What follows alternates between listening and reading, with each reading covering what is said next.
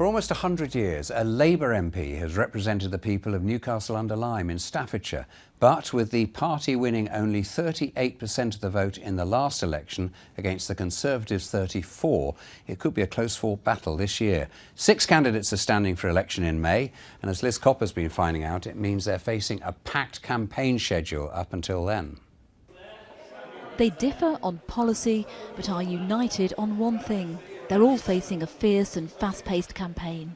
It's relentless. I'm drowning in leaflets and newspapers in my constituency office, and people are wondering how on earth we're going to get all that out. At the moment we're stuffing 9,000 letters to postal voters so they get something from us before the postal votes drop next week. The diary is actually the calendar on the wall where my wife keeps saying, when are you in? When are you out?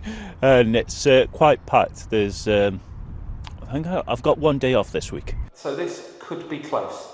So who's standing and what do they stand for? This BBC debate is the third hustings event in Newcastle this week. There has been some specific training from the party, but it's been very limited. My candidacy was only confirmed in January, so I've been running to try and catch up.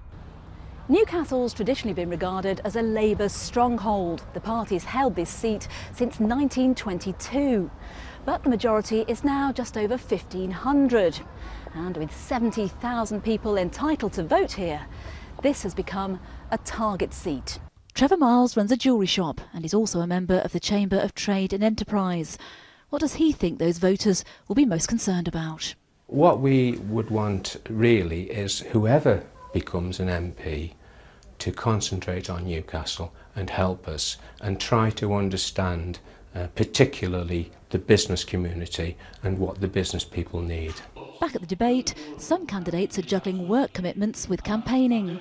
I still work full-time in the automotive industry. I work 42 hours a week, so I'm probably expending somewhere in the region of about 80 hours a week at the moment. It puts a massive strain on you, a massive strain on your family, but this is what we sign up for, this is what we wish to do. My campaign, it's been really quite fast-paced with doing debates like this. I'm not quite used to it, only 19, but I have really enjoyed it. They're all seeking voters' approval, and with just over 3 weeks to go until polling day, the campaign pace looks set to intensify. Liz Copper, BBC Midlands Today, Newcastle-under-Lyme. And 6 candidates will be contesting the Newcastle-under-Lyme seat at the election. As before, you can find more information on the BBC News website.